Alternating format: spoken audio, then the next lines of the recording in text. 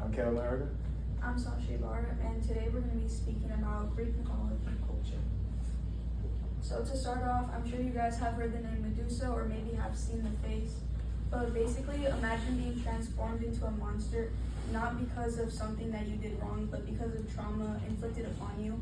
That is Medusa's story. She was once a beautiful woman, but she was transformed into a monster after being wronged, and basically now she is a symbol of power and resilience upon women, for example, women who have been sexually assaulted. And her story shows that you can overcome trauma and basically have power and give back to others. So she's very important throughout women's culture. Next is the origins. And although Greek mythology is ancient, it still has meaning today. And it helps us understand the world, and basically they would have these stories and make up these stories because they wanted to understand like natural disasters and universal stuff that was just bound to happen.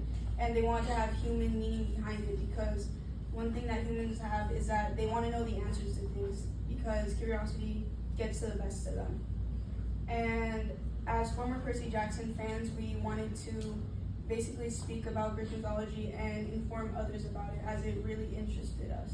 So to start off, there is the main big three gods. There is Zeus, Hades, and Poseidon, and they all control different aspects of natural weather, such as Zeus being the lord of the sky, Hades to the underworld, and Poseidon to the god of the sea.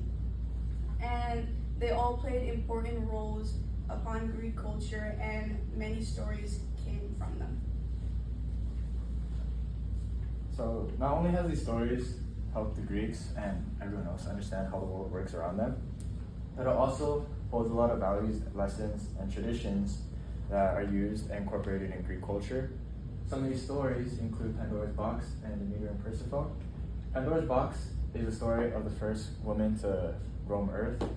She was gifted this box by Zeus and told not to open it, but curiosity got the best of her, and she opens it, unleashing the evil and sicknesses and corruption onto the world. Basically, every evil thing is inside this box, and it's unleashed, which is why it helps explain the origin of how all these evil things came to be. But it also tells the origin of hope, because hope is also in the box and is released onto the world. And Demeter and Persephone is the story of how the seasons change. So Demeter is the goddess of agriculture and harvest. And Persephone is her daughter, who is married to Hades, and 6 months out of the year she has to go flee to be with her husband, and this leaves Demeter emotionally distraught, and she does not pertain to any of her responsibilities of keeping the crops nice and well, which explains why there are seasons of fall and winter, of like there's no harvest and all the crops die. Next slide.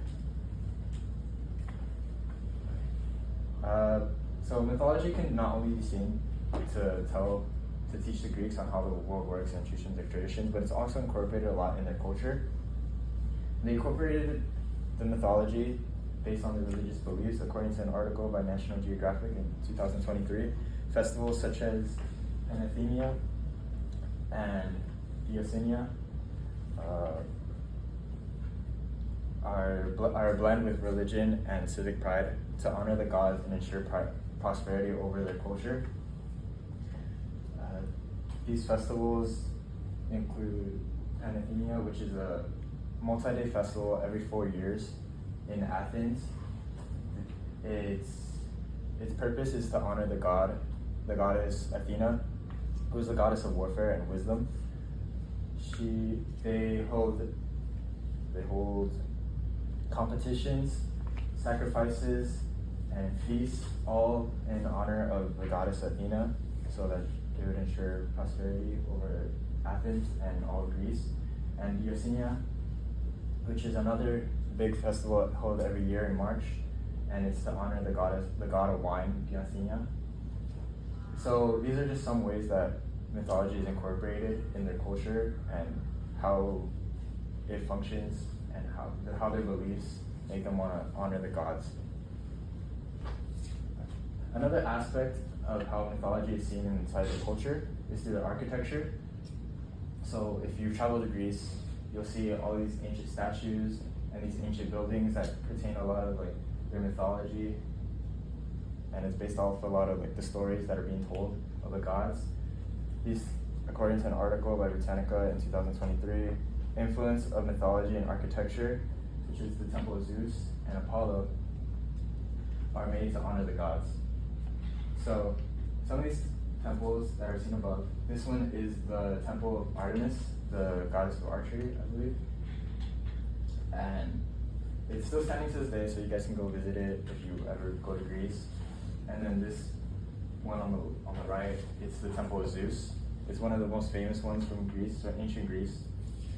It's one of the 7 ancient wonders of the world, and unfortunately it burned down in a long time ago. But, yeah.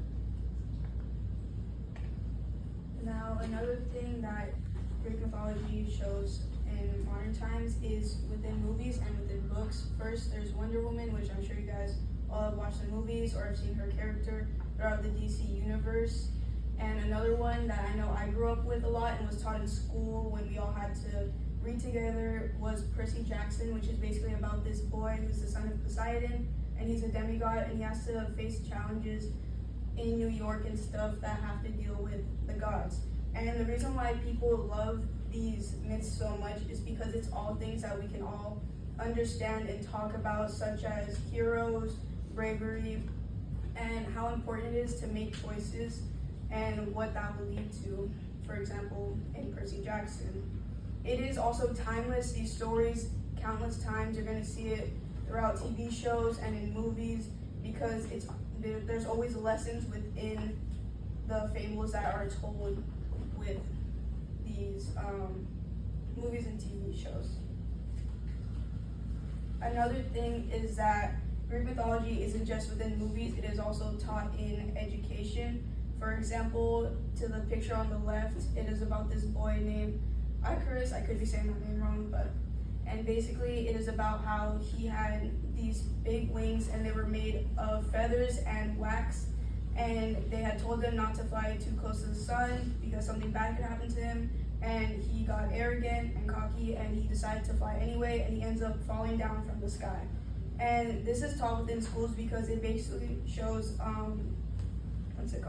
shows self-obsession and basically thinking that you know better and overconfidence.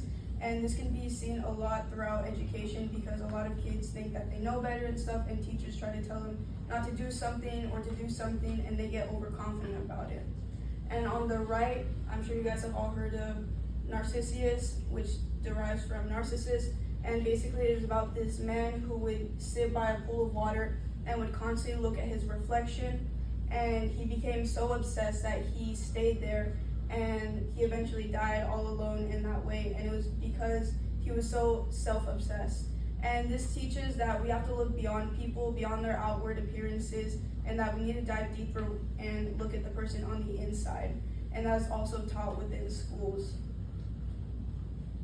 And to bring this all to an end, today we talked about architecture. We also spoke about education and how Greek mythology is woven into movies and such like that. And we also brought up important figures such as Pandora's Box and Medusa. And the reason why these are so important is because although these seem like ancient tales and they seem like they were so brought up in the past, they still reflect upon human actions today, such as Medusa's story, how a lot of women get sexually assaulted, and Pandora's Box, where curiosity gets the best of us, and that ends up leading to bad things upon our life and bad things into the world.